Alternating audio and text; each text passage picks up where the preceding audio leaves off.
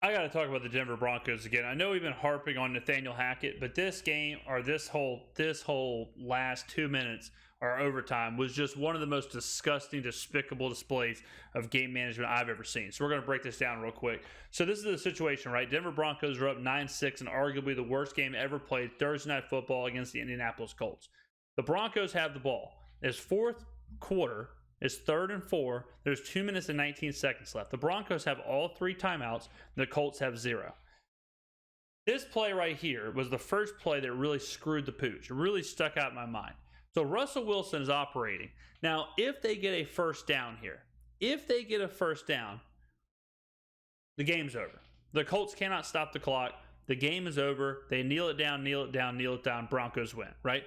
If they do not get it, if they do not get the first down, then they kick a field goal and they get a chance. Let's just say they make it. Then it's 12-6. The Colts are down 6, and they'll have like 2 minutes to go try and score a touchdown, which they have not done this entire game. And if they do score a touchdown, then the Broncos will in turn more than likely have a chance to go try and kick a field goal. So they run this play. Now let's see what happens in the play. A big game, led the Saints in rushing. 3rd down and 4. Wilson. Okay, so Russell doesn't go for the first down, goes for the end zone. Okay, now here's another wrinkle to this. The last thing they should be trying to do here is score.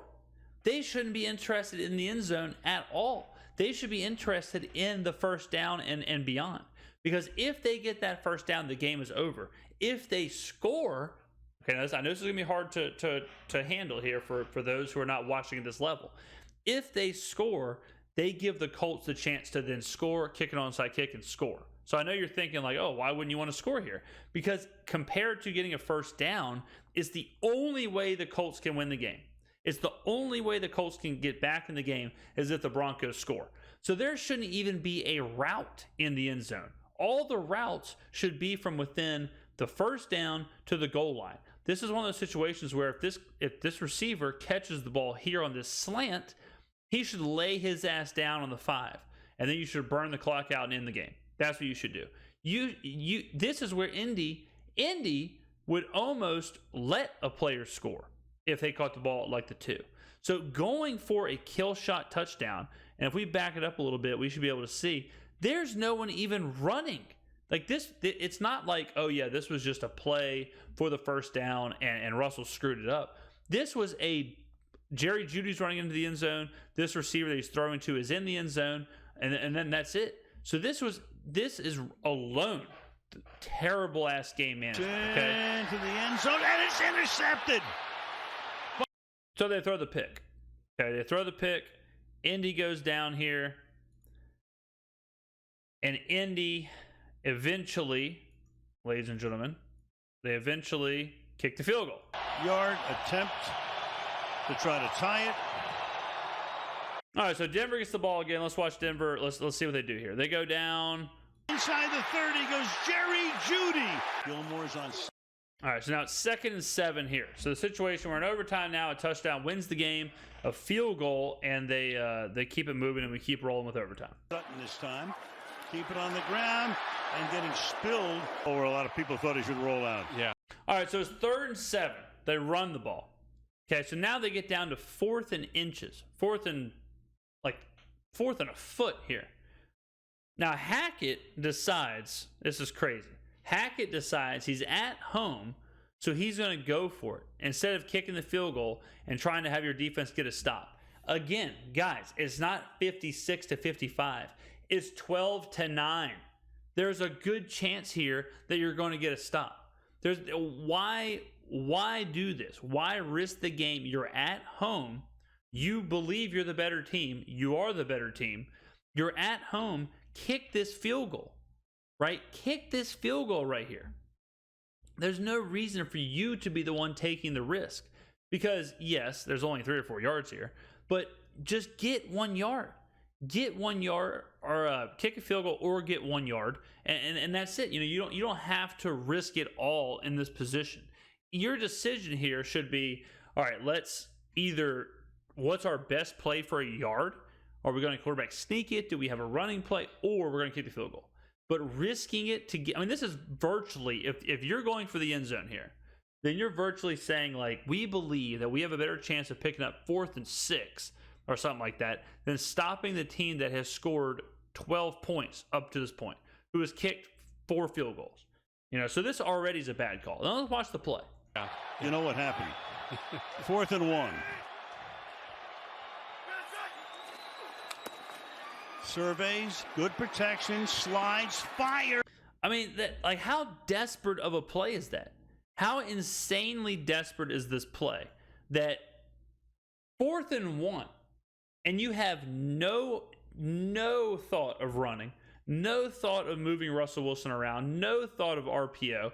You just drop him back and say, hey, man, make this 9-yard-ish completion to win the game. If it gets dropped, if it gets batted down, if anything happens, we lose.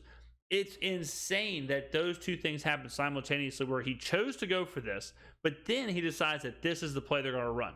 Now, here's the second part of this. The second part is, let's watch, I think it's KJ Handler is the one who's running a slant. He's in the middle here. What happened? 4th and 1.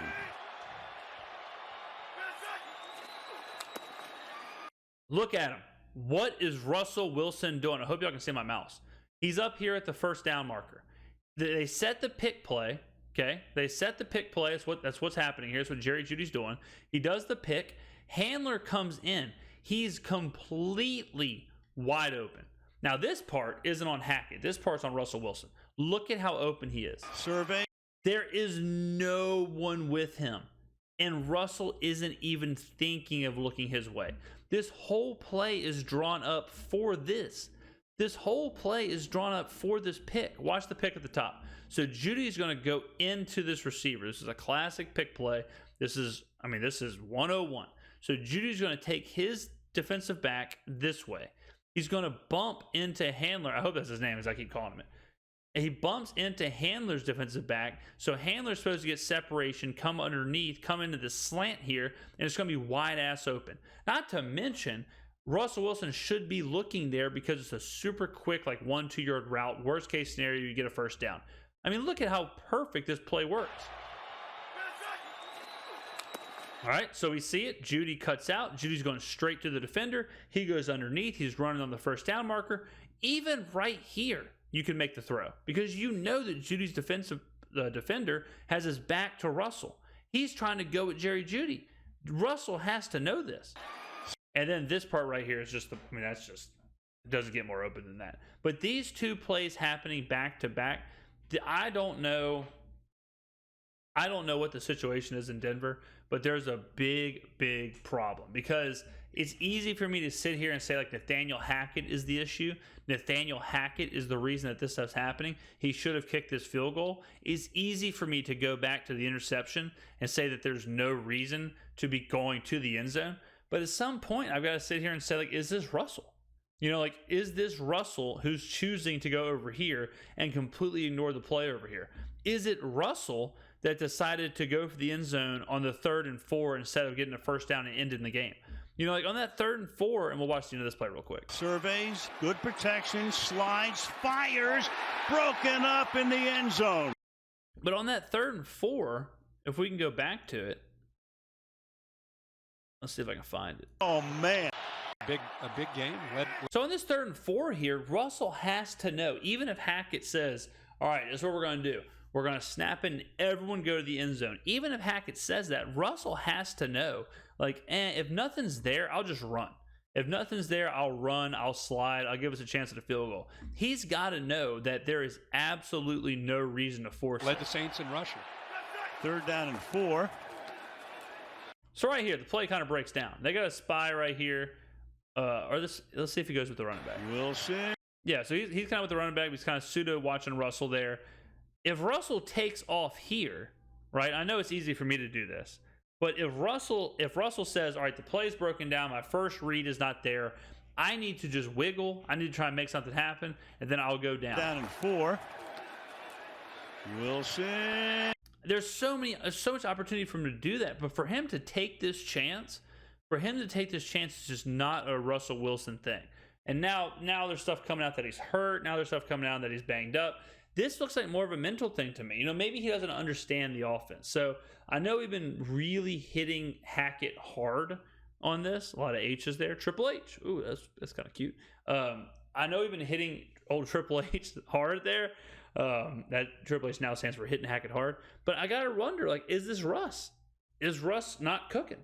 Because, I mean, the game management and the play calling and the play execution of these two plays alone in this shitty ass game were so bad. And just so you know what all swung on this play.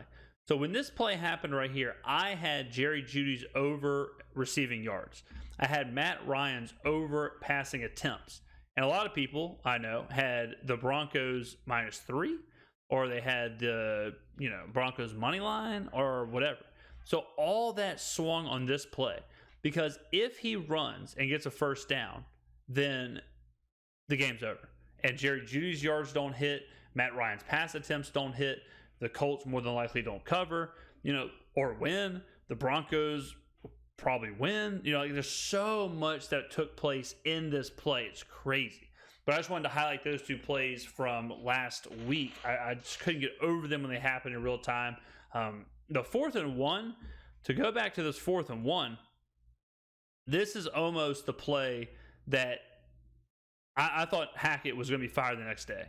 This is a play that you call when you're expecting to be fired. When you're just so YOLO, when you're just so who gives a shit that you run something like this in overtime at home. At home, you run this play. You're not on the road. You're not unranked playing #1 Alabama trying to take a shot here for the win. You're at home, down 3 in field goal range. Just live to play another day. Your defense is playing great. I guess some people could say it's playing for the tie, but damn, a tie's got to be better than this. 4th and 1. I mean, look at this. Wide surveys, good protection, slides, fire. Oh, hate to see it. What is going on in Denver, guys? Thank you very much for watching the video. Comment below. Do you think Nathaniel Hackett is at blame here, or is Russell Wilson at blame? Who is the reason that Denver is so damn bad?